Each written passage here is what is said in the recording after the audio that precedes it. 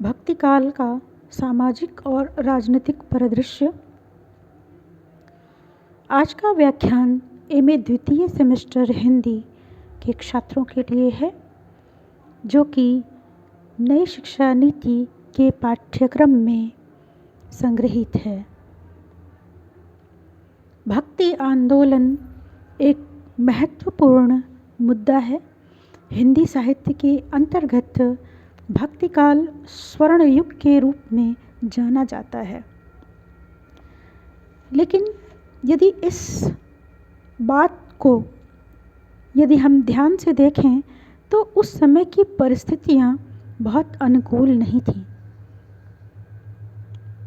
मुख्य रूप से सामाजिक परिदृश्य की ओर देखें तो समाज में लोग कई हिस्सों में बटे हुए थे। वर्ण व्यवस्था का चरम रूप देखा जा सकता है इस काल में। हिंदू आपस में वैमनस्य का भाव रखते थे। हिंदू मुस्लिम वैमनस्य का भाव देखा जाता है।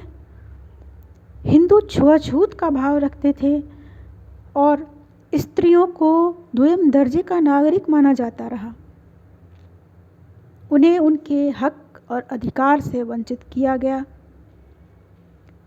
जितनी भी कुरीतियाँ थीं, पाखंड थे, अंधविश्वास थे, सबका चरम रूप इस काल में देखा गया।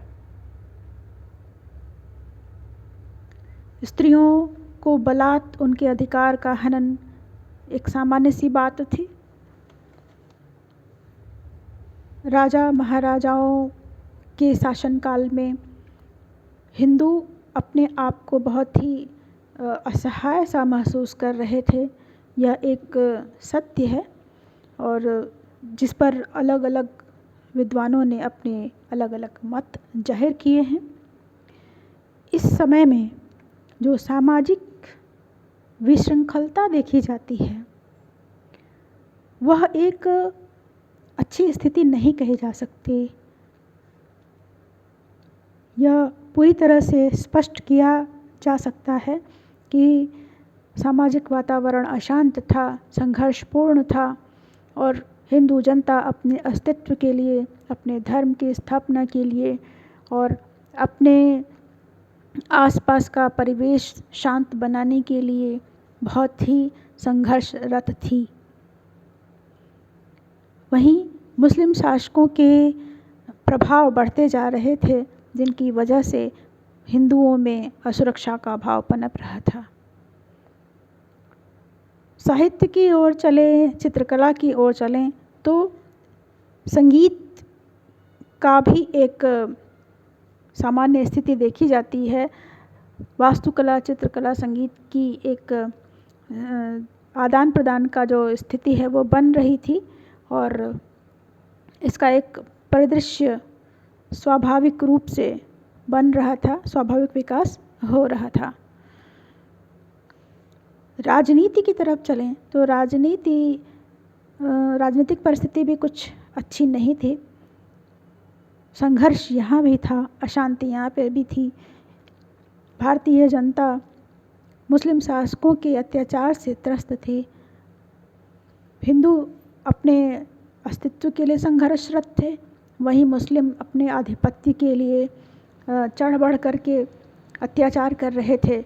मुस्लिम शासकों ने मंदिरों को तोड़ा और उसके स्थान पर अपने धर्म के वर्चस्व को कायम करने की जो प्रक्रिया है वो अनवरत जारी रखी।